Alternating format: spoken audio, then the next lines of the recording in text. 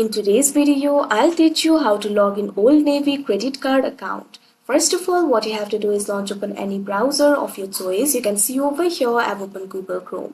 Now click on the search bar. Now what you have to do is type in this link oldnavy.syf.com/login. Press enter.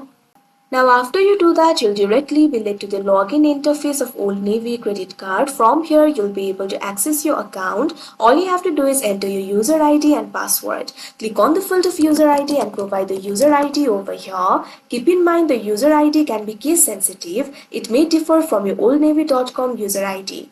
Now enter your password over here. If you want this browser to remember your user ID, check on this box that you can see right over here on your screen. If you have forgotten your user ID or password, you can click on this option, I forgot my user ID or password. After that, you'll be able to recover them. Now after you enter the credentials, click on this option, secure login, that you can see on the screen.